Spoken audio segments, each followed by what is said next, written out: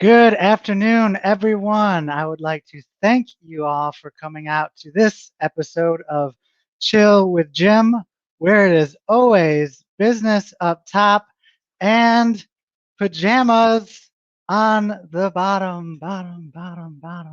I am your host, Jim McCarthy, and I am the client advocate for Strix, Louisiana. So my job is to make sure that our clients are set up with the best equipment, the best software, and the best possible IT solutions to help make sure that their businesses are running at optimal efficiency. Oh, I'm disappearing. So we also have David Diarman with us. Hey guys, David Diorman, owner of Strix, Louisiana, and appreciate everybody coming out and joining us here today. We've got a good episode coming up here today. Yes, before we get started, we'll tell you just a little bit about Strix, Louisiana. Now, we believe there is always a better, simpler, more secure way to do just about everything in this world. So, what that means to us is that we are constantly searching and adapting our processes to make sure that we do indeed have the best solution in place. We believe that part of this responsibility is to help educate others out there. We want to bring some awareness to the security risks that are going on and just talk about the general trends in the IT world today. Every now and then, about once a month, we like to bring on a special guest to help us out with one of those topics. And that's what we're doing today. Today, we actually have a very special guest, Rafi Ozick from Privatise. He is the CEO. And thank you for joining us, Rafi. Thank you for having me. All right. So we told you a little bit about Chill with Jim and a little bit about us. Rafi, if you could just give us a little background, a little personal or business, whatever you prefer, just a little intro to yourself. Well, yeah, my name is Rafi Ozick. Previously, I was the VP of R&D at a company called Abstractor. It's like a mid-sized company based in the UK. And I was leading their cybersecurity division. Before that, I have about 10 years of software development, different companies, working for myself for a certain period of time. When I was younger, I even had a different startup at one point. And as I was working at Abstractor, we were working on the Privatise project, and we decided to spin it off. It was originally a managed VPN, and I had the idea of taking it to what's called a SASE, or a more cloud network security tool, which is encompasses a cloud firewall, right? And that's how I came to be CEO of Privatise and on the show, I guess right now. Awesome. Brought me here. Well, thank you again for joining us. So for all those 1.5 million viewers out there, you can drop your questions, any questions you have along the way into Facebook, YouTube. If you're on the stream, you can go ahead and drop them there as well, and we'll be sure to get to those. So today we're going to be going over a few topics with Rafi. We're going to get a little bit more behind his why. We're going to talk about Privatise and the difference between Privatise and other software like it. And then we're going to go a little bit into the future, and see what Privatise has in store for us. So we always like, on Chill with Jim, we like to start with the why. You mentioned it in your intro, and I did some research. It looks like you've been building software since 2012 when you founded the first national student-only discount app. Has software development, programming, has this always been an interest to you? Yeah, I actually originally started programming in high school. That's where I got started in the beginning with programming and get experience. And later on, yeah, it's something, I got really into it during that startup phase. It was something that's definitely interesting. You always get very interested in things as you get good at it, right? I think anything you kind of get really into, I think you could start building chairs. You just love building chairs, right? I think once you get really into it. But what's really nice about software is the idea that you could create things more than the code itself, right? So that always is the part that's interesting me. Awesome. Awesome. Well, yeah, I mean, you have quite a background in it. And then tell us a little bit about the transition. How did you decide to make the move to CEO? So before you were the software engineering manager, that's correct, right? Yes, I was the software engineering manager, really the VP of R&D, or I led the engineering department there at Abstractor. Yeah, like I said during the intro, we were working on Privatise as a managed VPN. So the idea behind that was to be something kind of like a NordVPN or an Express VPN, but it could be managed by businesses, and you could see reports and make sure people have it on at cafes and stuff like that, and some additional functionality that I was working on it. And while I was working there, what pretty much everyone asked to as we started kind of getting it out there a little bit and working on it, everyone said, well, can we have a cloud firewall? Can we have a DNS filter? Can we have secure remote access? Basically, can we have things that have really nothing to do with a VPN? Almost no relationship to the original product. But I said, this is really great, though. There's all this interest for frankly something else, but related. You could build on top of the same technologies, and a lot of the code is usable, and there's some proprietary stuff that was really useful. So we had this idea, and I spoke with the CEO there, Paul Rosenthal, and we spun off Privatise to a separate company, and I took over as the CEO. We raised outside funding, and that's the story, and that's how we got to this point, and that's how I ended up. Yeah, well, that's a great story. So it's been almost a full year, I believe, right? It's about nine or 10 months you've been in that role. What do you think so far? How are you feeling? Good, yeah. Less actually than a year even. We officially launched in August. We officially founded the company in August, actually. So it's been less than a year. We were able to develop the newer technologies very fast because we had, a few years of software development from that Abstractor. So we came out kind of running. It wasn't like we had to start. We were just programming from scratch, right? We had a lot of software, we had a lot of stuff, and we had a team. And another programmer, our CTO, also came over from Abstractor. So not only that, people worked together before. So it was very fast in terms of development. So probably within half a year, we had developed what's called our remote office cluster, which is like a cloud firewall. And it's been amazing. Yeah, we've had a lot of partners, a lot of growth. I don't know if I could say it on this show, but we do also sell direct. But of course, the partners, if you're a small business, go through David. And and yeah, we've seen a tremendous amount of growth. Yeah. Yeah, well, and the questions haven't, or the ideas about what else to do with it haven't stopped coming, because I know I talk to you probably at least once a month about something else. Hey, can you put this in there? Hey, can you put that in there? And that's part of why we wanted you on, because we have such a good relationship with you guys, and y'all are always willing to work with us. So that hadn't stopped. I do want to say that I know you're supposed to cough into your elbow, but but I am alone in an office, so home office. Yes. Well, so, and then just for all of our audience members out there to get a little more grasp on this. So we're a small business talking to the CEO of this company once a month. That does not happen often. It's usually quite hard to get to second tier support even. So, I mean, it's awesome that you're able to create an intimate relationship like that with your partners, and we super very much appreciate it. Yeah, no, thank you. Absolutely. Well, that's part of being a startup, right? You have relationships, and I do actually think even a business gets big, once you guys become a huge, one of the biggest MSPs in America, you'll see a lot of CEOs come out talk to you. So there you go. That's really what the CEO does, is kind of like the #1 salesperson, right? So yeah.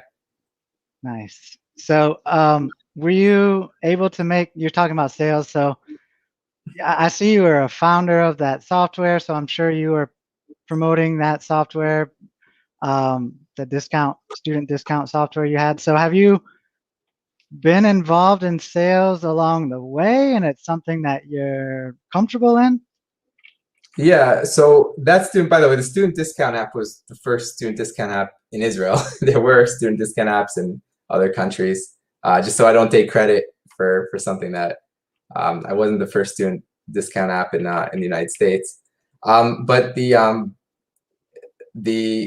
I worked for, after I had that startup, but that's where I really got my first experience, I think, with like real sales, in terms of speaking with like real, chains and all sorts of stuff, and getting into pretty big companies to get them to sign up. That was my experience, that you could actually send an email to, let's say, a big theater chain, and someone will get back to you, and you could even get a meeting. That was like incredible to me. I couldn't believe it. And even sign, right? So that was where I kind of got into, that's where I got first started, with definitely, that's kind of almost like enterprise kind of sales there. And then I worked for myself for a few years as well. I had my own kind of agency, but it's really a one-man agency. And then sometimes I would have other freelancers come and join projects. So there also, I would work with, also government, and also, businesses of different sizes, some very big and some very small. So I have a lot of experience there. As David, I'm sure, knows, you run your own business, then you have to close contracts, and you have to reach out to people, and that's where you learn, And I live in Israel, so people are, if you make mistakes, or like when I was doing the student discount app, I would go to meetings, and like I remember like this one woman, like she was like the head of sales at some like cafe brand. She was like critiquing my sales technique, and like telling me why it was bad, and like what I had to be better. And people are very blunt. So like you really improve very, very quickly, because they're like, and I was not doing it correctly, I guess, I was like, this is how you're supposed to be doing it. And people like I actually improved a lot because of that, people helping. So that's how I got into it. That's where that background comes from. Okay, yeah. Oh, that's interesting, because so my girlfriend's Spanish, so she lives in Spain, and that's their philosophy as well, is very blunt, very forthcoming with anything they think. So it's a little bit different here in the States, quite a bit different. Well, so there you guys have it, a great intro there, a little bit into his why, and you can see when you're talking about these things, you do have a lot of passion, and I can almost see the gears still turning whenever we talk about the tech stuff, so it's great. We'll get into just a little bit of the tech side here. First question I have, and again, we've come up with some of these questions.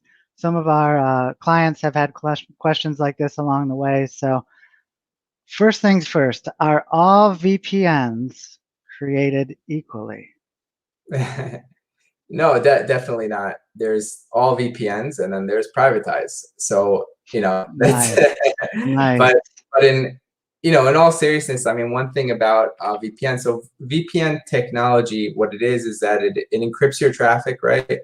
And it goes out through a different server. So what all VPNs do is that wherever you are, it's anonymizing you, and also encrypting that traffic, so that data, while it's going over the network, can't be stolen.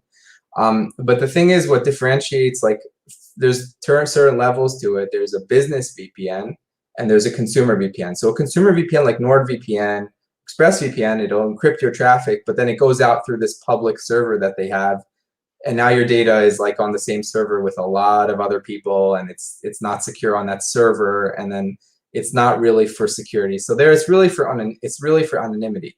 I wouldn't, and you get some security if you're at a cafe, but you're also losing security because the server isn't secure. So the same way that you would get from a real security product. The second level you have is kind of like a more business style VPN. And to be completely fair, I don't actually know that many real pure just business VPNs where they give you really dedicated servers and stuff like that.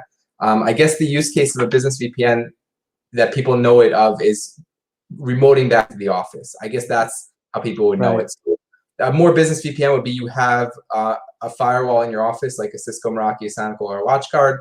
In the case of smaller mid-sized businesses, or like a Palo Alto or Fortinet or some of the bigger size businesses or Checkpoint. But if that's a business VPN, it's just you're remoting back into the office. And if you're going out to the internet, right, it's terrible because you're going back into the office and then out again to the internet, the bandwidth is terrible, the speed is terrible, and it almost doesn't even support it, if you need a lot of people.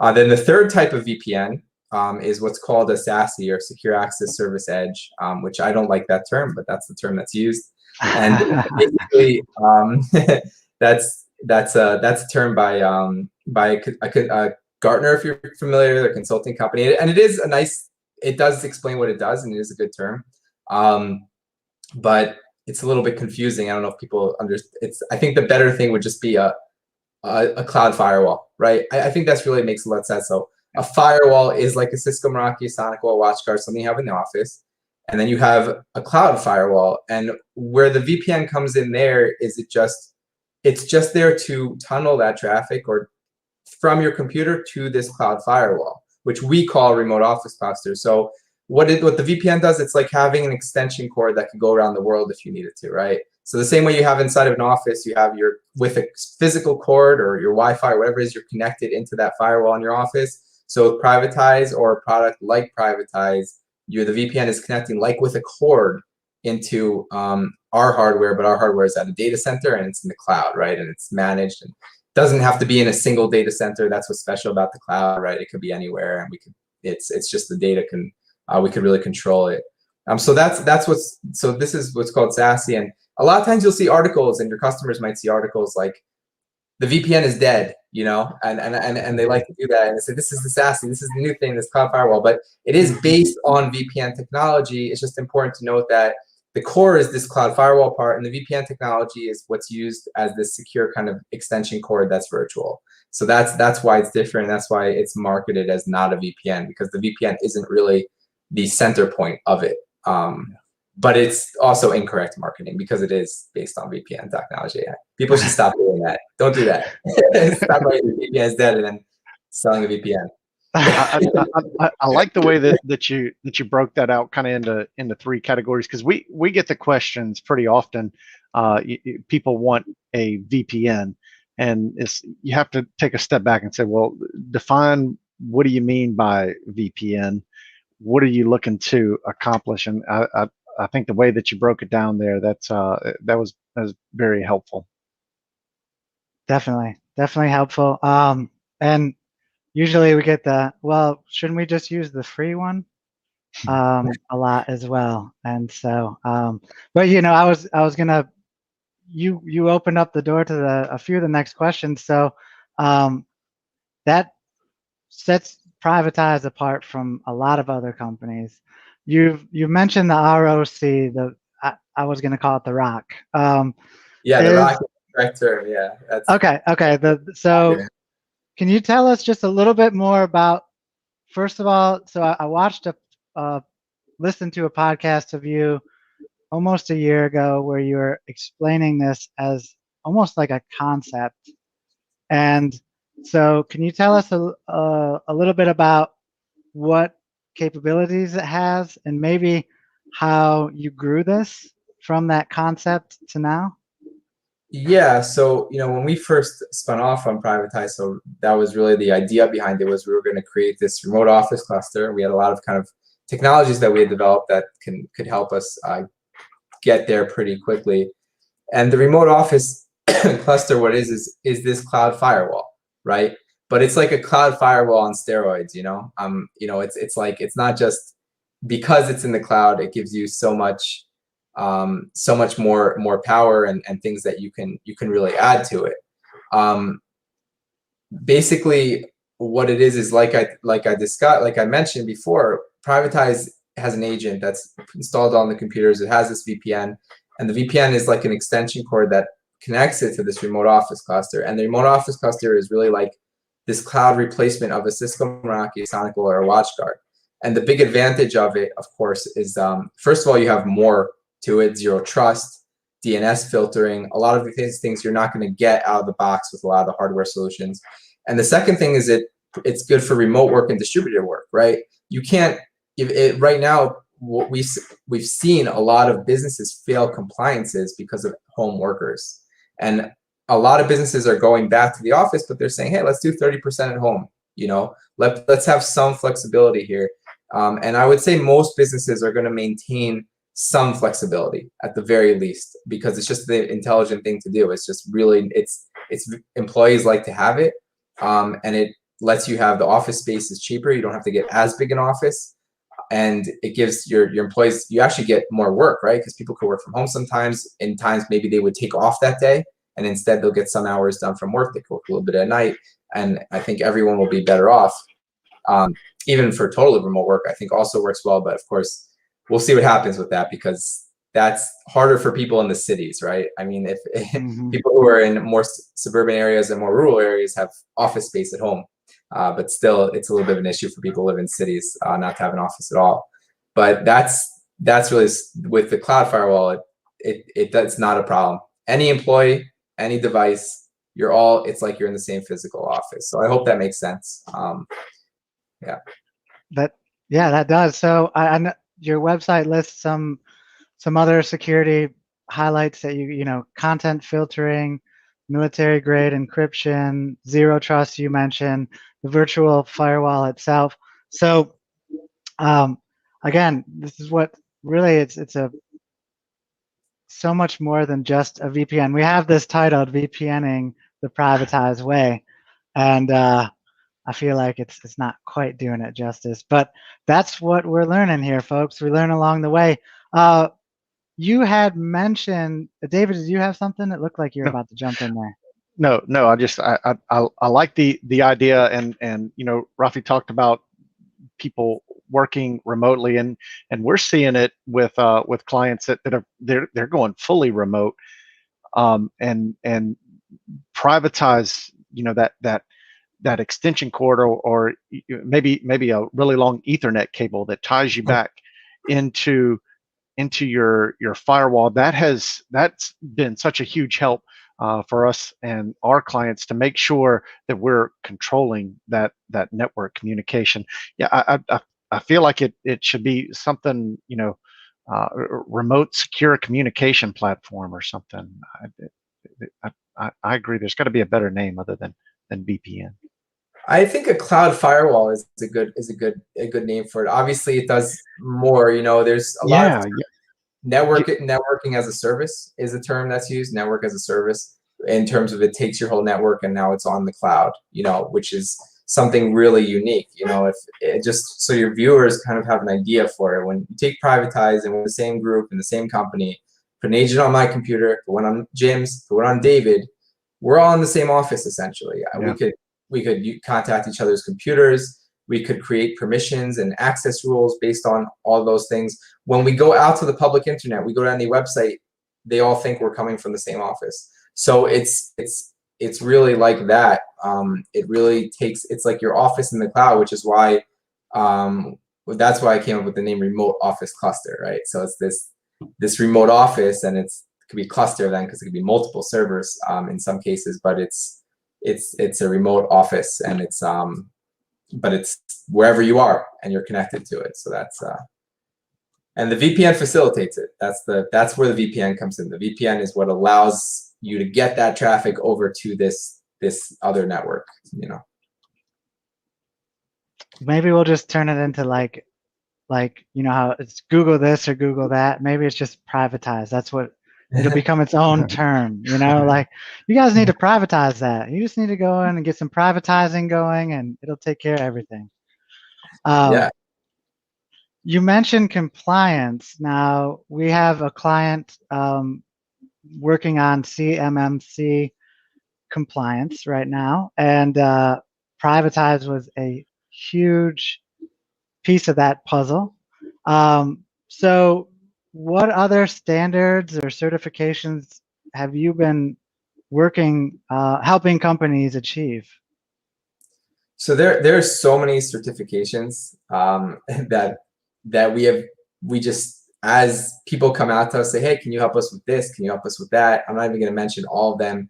There's a lot of niche even certifications I didn't know about. I couldn't believe how many compliances and certifications there are in cybersecurity in all sorts of industries, but the main ones, of course, that we go out, that we deal with are HIPAA, right? So in terms of data, and dealing with if patient data and stuff like that.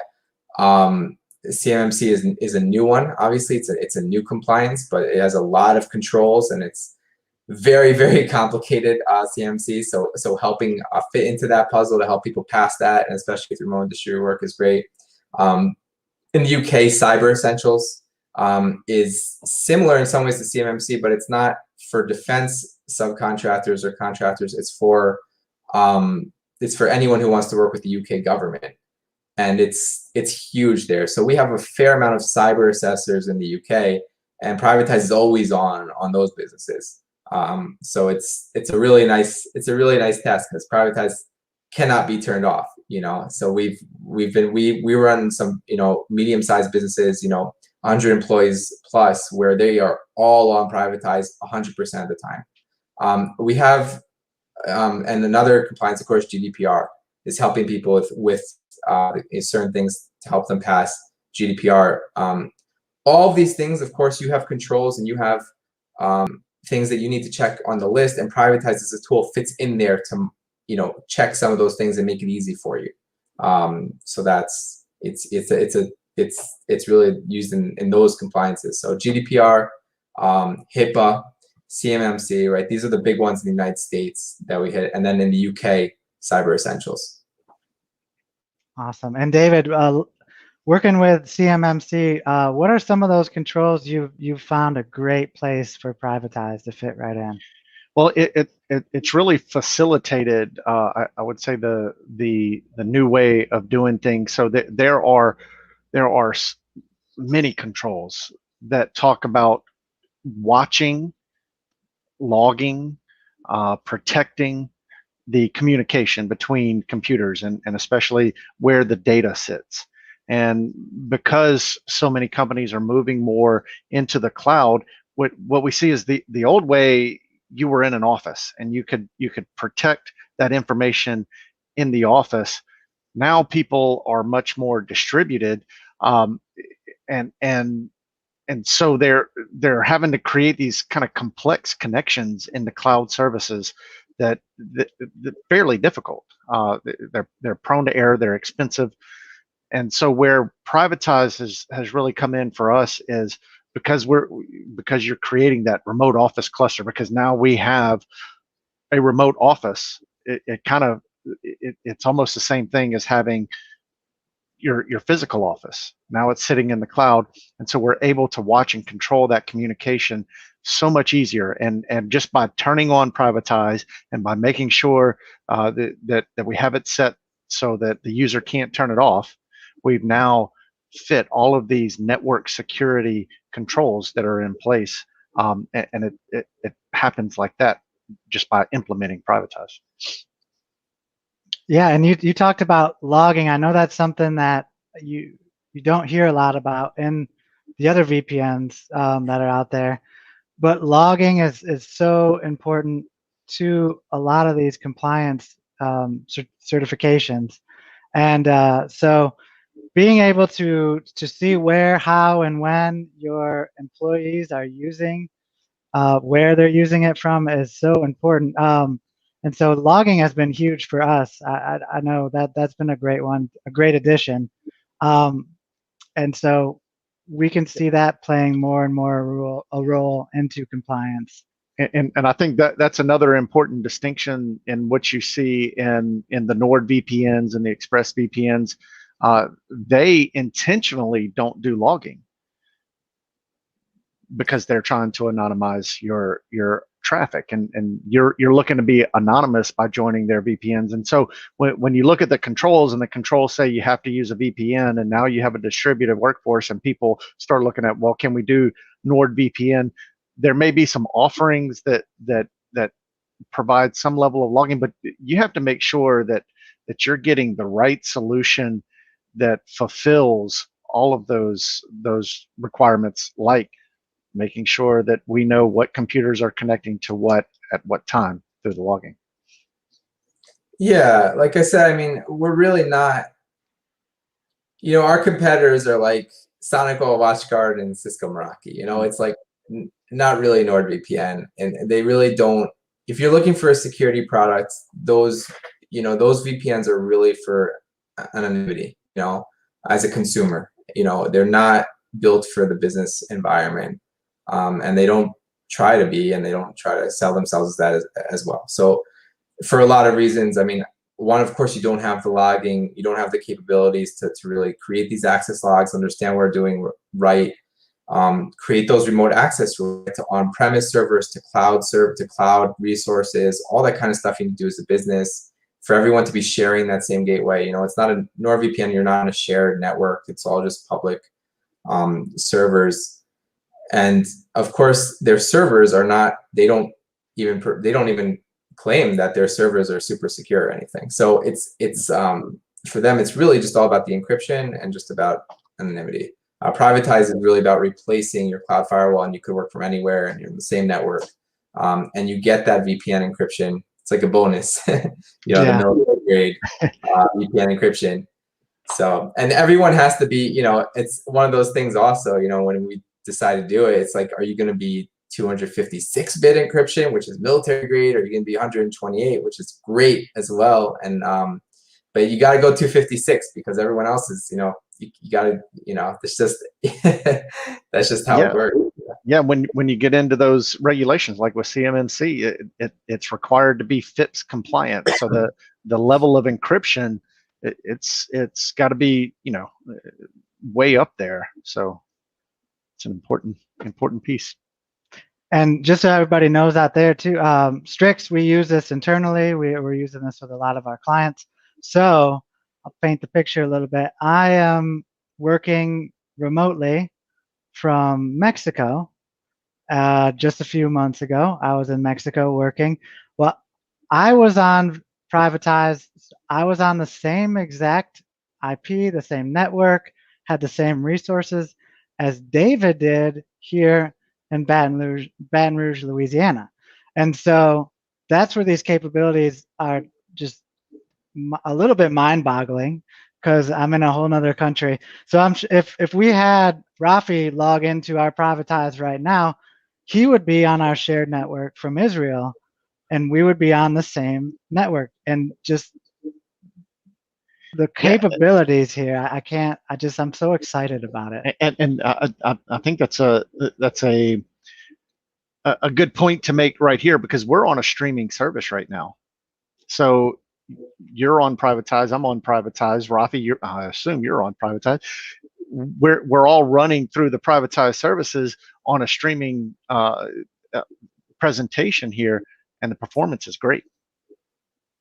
Yeah, yeah, absolutely. It's one of the biggest things, you know, we work on, and I think as a startup, right? It's you know, we didn't come out of the gate with this huge marketing budget. So in order for us to kind of build revenue, we basically had to try and close everyone, which is not something that businesses usually do, right? And certainly not in cybersecurity. You don't, you know, and so a lot of our customers cannot use other solutions because we worked really hard on certain things like latency solutions, you know, which is like the #1 thing. And I mean, you could go on, we have a very big competitor that I'm not going to mention, who's a public company actually. And if you go online, you see the biggest complaint is speed, you know, just almost unusable, you know, and some people will say, you know, and I'm not saying it's always like that, but you'll see some complaints like that. And for us, we try to really create solutions for that. If something like that comes up, we try to see what can we do for that specific area with that specific ISP to make it better for that business, you know. So definitely it's really come a long way, and we have a lot of solutions for kind of the core things that have I think prevented in the past from this kind of product becoming more mainstream. And COVID has forced it to have to improve and have to work, you know, because, you know, before it was a little bit hard to do, so people just didn't do it. But now it's like as a you know, there are vendors like us coming up and saying, we have to make this work because people need this. It's a big demand. There's a lot of opportunity, but now we have to innovate and get it working. So that's the So yeah, big one there. Performance. You know, the MSPs out there. You talk to your client, you come up with this solution, you put it in place, and now everybody's moving about 40% slower. You're not gonna look like the good guy. You're not gonna look like a solutions provider. That's been a really good thing for us because we have put it in place and no one knows what's going on. So imagine all those security things we talked about, DNS filter, military grade encryption. It's all going on and you don't even, your computer doesn't even feel it. Yeah, one of our clients, they were on the FortiGate VPN solution. They were within another office, and so they were running everything through that Fortinet. We switched them over to Privatise. They absolutely loved us because their speed picked up so much. It is built to handle that use case of a bunch of remote workers, whereas the other solutions maybe aren't. Rafi, you mentioned that at the beginning that you're running traffic through the office's internet connection versus running with Privatise. You're running through a data center and they have pipes, pipes.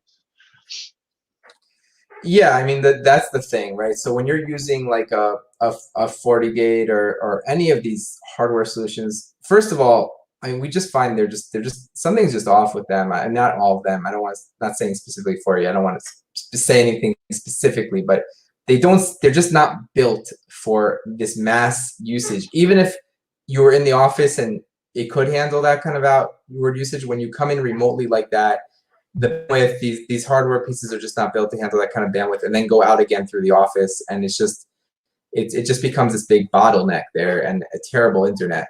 The thing about the having Privatise and being on the remote office cluster and this cloud and our servers and everything like that is that it's built from the ground up to handle latency, right? Which is traffic, to handle real usage of going out to the internet.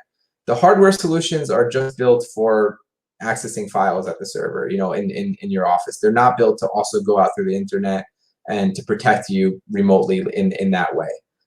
So that's definitely a big difference. Yeah. Man, and you're talking about some of the use cases here. Since you've started this project, since you guys went, since August when you became CEO and started pushing this, do you have a couple of success stories that stick out in your mind, or times where you've provided this solution that just like you're like, man, we're really changing, we're making a change here?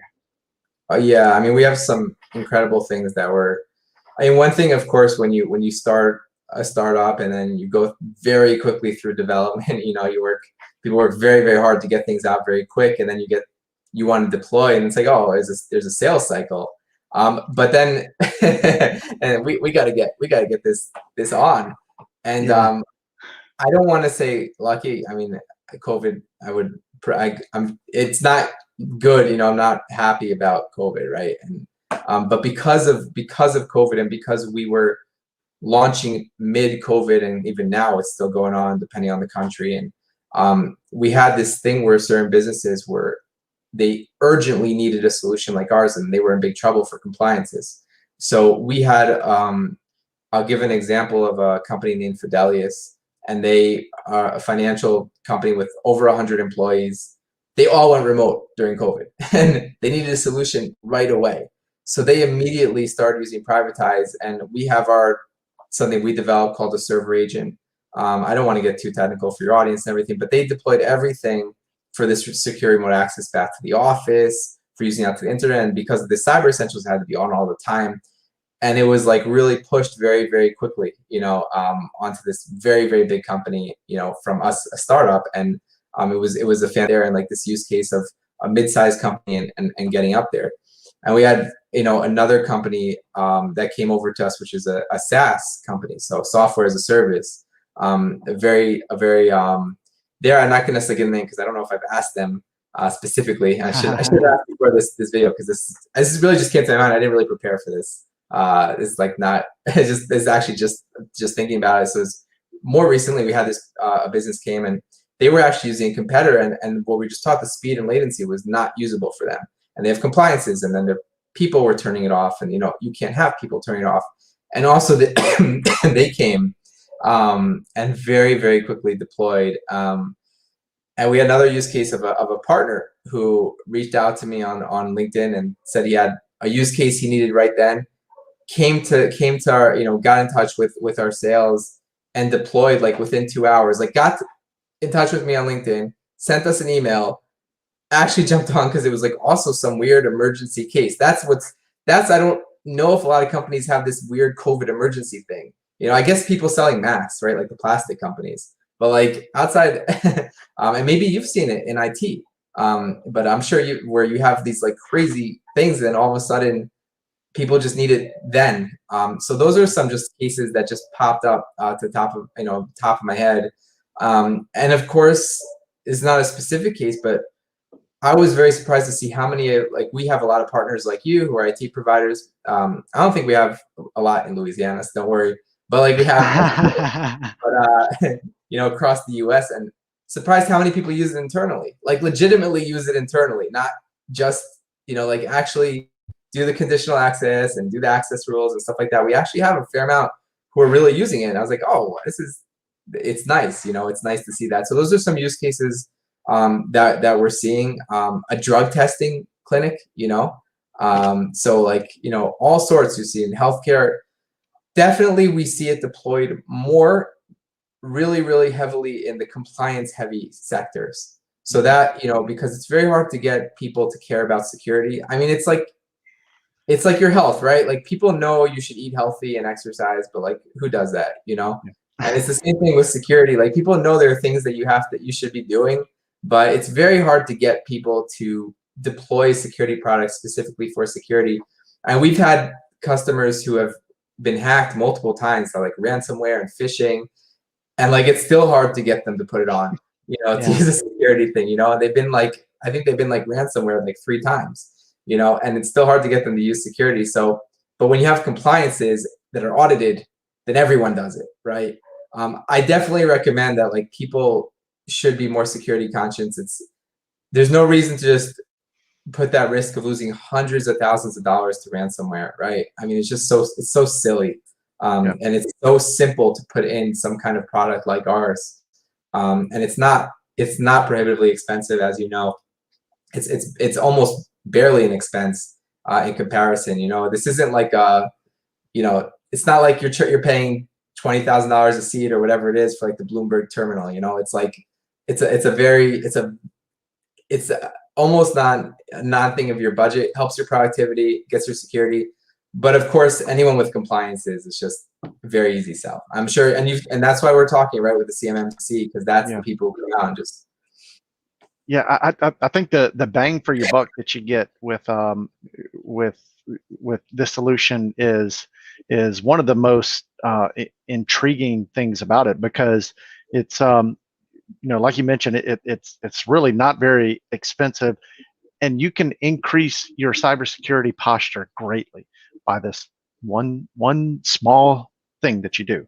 You implement the Privatise security. I don't want to call it a VPN, but again, not sure exactly what to call it. But you implement Privatise, and now you can lock things down at a much higher level.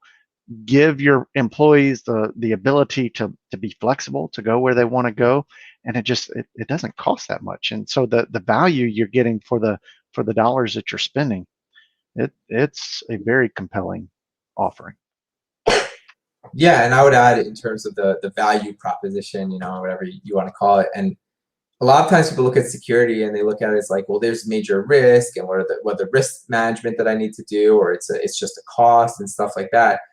A thing like Privatise is really also a big productivity tool, and it now is going to allow your workers to work remote and have access to all those same resources. It maintains all your flexibility.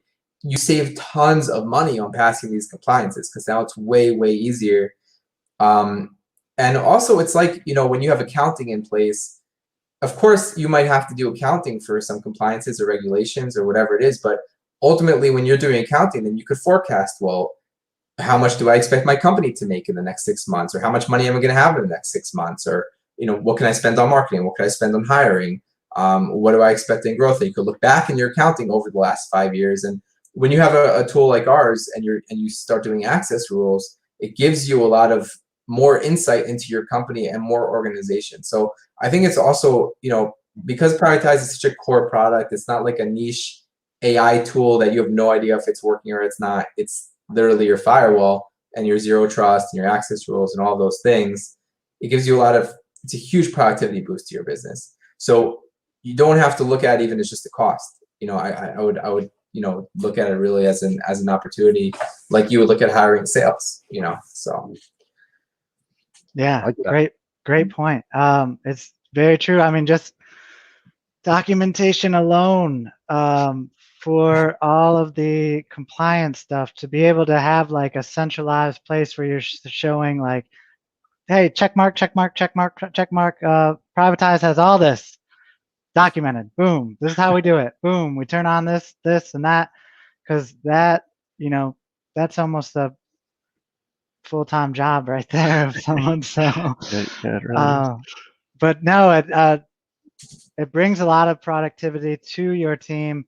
I love that idea, because it's hard for us as well to sell security, to sell protection, to sell things that might happen. It's a tough sale, and so if we're looking at it from that other angle of all of the opportunities it brings, and it's also going to save you on just spending on resources. You're not going to have to spend on new hardware to get these things to talk to each other, and things along the way. So I think it's awesome to look at it from that angle. We definitely had, when COVID first hit, just like some of those emergencies where it was like, hey, we need to be remote, so we need 30 webcams and we need 20 laptops. Go. And we were like, it looks like the entire world is doing this, because there is no stock for any of this stuff. So we felt the crunch too, and it does happen to us a lot, anyways, where it's just like the client wants it yesterday, and so I think it's awesome to hear that Privatise is something you can put into place. He said someone called him and he had it up and running in 2 hours. So Yeah, that includes there's signing that paperwork saying, yes, I'm going to pay you. Yeah. there's no hardware, so you don't have that issue of running out of hardware, because you just you spin up another rock, or you email the agent, you install it. It's all done in the ones and zeros back there. You don't have that problem of procuring equipment, the cost, the complexity, and now the shortages, and there's shortages of all kinds of equipment now. Yeah. And it's also very nice for patching and things like that you just don't have to worry about it. Yeah. And yeah. Awesome. So and I picture like the fact that you can't turn it off. We have some developers and people who are real good with computers. So I can just like kind of picture you have your like head dude, and you're like, here you go. You have to try to turn this off. You have 8 hours, go. And just like him trying to think of all the ways, how do I turn this off? Because that's one, I bet you that was hard to first lock down, because so many people find ways around that. Yeah, I mean, there's a lot of things in any kind of software where you don't necessarily know how you're going to do it when you start. But I mean, like with that, to be completely honest, locking down software, and the technical parts of it, and on so that it can't be controlled by a normal user.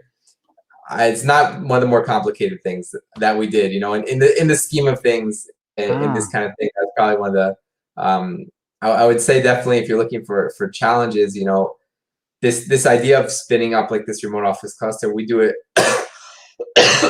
not only per company, but per group. You could have multiple remote office clusters in different locations and multiple groups per company. The DNS filtering, I think we're the only person in this space that we have something called local DNS records. And because we built on a very certain open source solution. So those were things that as we were doing it, we didn't necessarily know how we were going to do it. And those were probably more challenging. Stopping something from being turned off is that's actually pretty common, So the things that are hard are the things that no one else has done. Those are the things that are really challenging, because you can't just Google it, and get to, as a developer, to Stack Overflow or something. You got to actually read through, with the developers, pages and pages of documentation, and then try to be creative and understand what you can do. So. Well, one of the things you guys had to manage, though, when you made that change to the agent, was how the agent is deployed. Because when we first signed on with you guys, it was an email deployment, and you send it via email. It's a link for the user, and they log on, and then it installs Privatise on their machine and for their user, and they can turn it on and off. And then you made that change so that you can turn on this always on version. That it changed the installation of the agent, and so you guys had to manage that within the portal, within communicating with your partners, because it was a way or a change in the way that the entire product was deployed, right? Yeah, we changed everything. I mean, it was definitely definitely going through. What that is also is we did a per device. Was a big change, and we made Privatise and what that did is Privatise now actually locks into your specific device. So it installs a certificate on each individual device, and it allows you to even set up access rules on the device level, not just the user level. So theoretically, what it means is no one could hack usernames and passwords. It can't be phished. Basically someone has to steal your computer if they want to try to get access to your network from that same static, local IP and stuff. And we did that. Of course, that was a security improvement. That was improvement, like you said, in the ways of deployment and way we worked. And also because when you work with MSPs, you got to work with the remote monitoring and management tool, the RMMs. The RMMs do not play well with users. So you have to have that way of making it trackable, since you can't necessarily pull user info easily into an RMM. At least as far as we know. So we want to make it really, really easy for partners to deploy as well, improve the security of it. And like you said, yeah, that was definitely a big change. Yeah, that was a lot of work. Yeah. I appreciate you all, the compliments, and you guys paying attention, realizing we worked very hard on all this, but yeah. And just so the viewers know, I've worked a lot with David on some of the CMMC stuff, on some custom stuff. We're working on some stuff now, David's been extremely helpful in helping us push Privatise along. Believe it or not, not every single partner is, we don't give that much time necessarily to there's a few that we do, and David's one of them. So he really helped us kind of figure out certain things. We've had a few people really helped us kind of position properly and understand some of these different kinds of compliances, and David's been very helpful with us for sure with that CMMC angle and in development, and continues to be. So yeah. Appreciate that. Awesome. And a little bit earlier, Rafi talked about being able to segment groups and people within. You remember our Chill Gym episode about network segmentation and about micro perimeters? So that fits into all of this, where you can still make these little micro groups, these little segmented areas, to help improve your security even more. We talk about those layers upon layers upon layers. There's another layer built right in where you can separate. I'm disappearing again. You can separate your accounting and sales and IT all by department virtually. So amazing stuff coming out. Rafi, when you think about the future of cybersecurity, what do you see? Yeah, so I actually wrote a post on this LinkedIn at one point. And I think the biggest thing is I would say is that this kind of software-based and cloud-based firewall is going to replace all the hardware, in my opinion, at a certain point. Because once the latency issue is really solved and the technology is, there's going to be more investment of companies like us getting this technology right and improving and iterating very, very quickly, which just there wasn't the same need before to push this the same way. Once you have that, there's really no reason to have hardware, right? It's just there's so much advantage to software is that you can work anywhere, and that the cloud is way more powerful in terms of patching by it. It's patched by the vendor.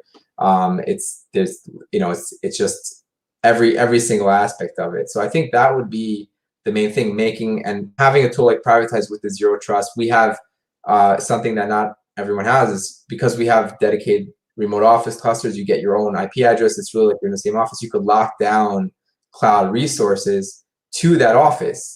Meaning that if someone steals the username and password of an employee, they still can't get in unless they're logged into Privatise. And they can't steal the username and password for Privatise because Privatise is locked to the device and has no username and password.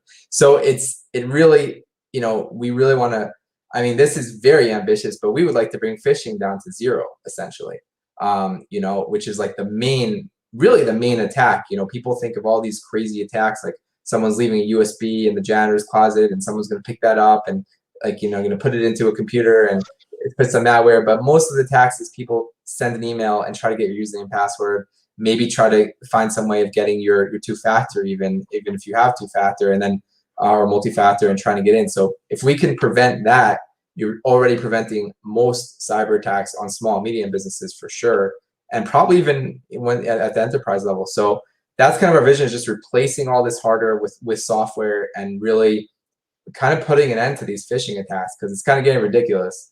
So it's it's like the amount of ransomware right now is just out of control, and it's just on small and medium businesses. It's really because the businesses have like no security right now. Yeah. So many businesses have no security or don't understand how to implement their security, and so I would definitely say any small or medium business, like, there's a lot of ransomware out there. I'm in touch with a lot of security professionals. I was in touch with someone I've been in touch with. His job is actually to deal with ransomware criminals, and the guy's like, he's like also like a cybersecurity expert. He's also a bodybuilder, so like they sent him and like I think he wears like a mask and everything, and I can't. He's got like really cool like nickname and stuff on the dark web. But they pay, right? They often pay. So let's stop paying them, so let's everyone just implement. Obviously I'm going to recommend Privatise, but you got to implement something. You got to hire David and hire Jim and get something in your system, because it's just, the reason these hacks are happening is because it's really easy, not because the cyber criminals are so advanced. And once it's a little bit hard, they're not going to go after a small or medium business, even like a 200 employee business. It's just not worth their time for what they're able to get for that ransomware. So, preach it. Yeah, that's great. And then, but just before we go, I think I kind of heard it in there, but do you have one or two major goals for Privatise in the future? Is it bringing phishing down to a minimal? Yeah, I think we would say, well, I think you have to say something kind of extreme. So we'll say bring phishing down to zero, right? I mean, you gotta say that, instead of, I know we're all like, IT guys here, so we gotta say like bringing phishing. Well, I come from a software background, but same idea, bringing phishing down to, a smaller percentage, but we'll say bring phishing down to zero and replacing hardware with software, right? What we want to do is we want to secure people and give flexibility to people. Work in the office, work out of the office, totally remote, distributed, whatever it is. Let's give people flexibility and businesses flexibility to that. They don't have to feel like they're losing on security or productivity or anything if they decide not to be in the office all the time. I think we're all working from home right now. And I know for our company, it's been really fantastic to have that flexibility. So. Awesome. Big things coming. Big things already out there. Rafi, thank you so much, man. This has been awesome. I can see why David gets so excited after you guys talk on the phone.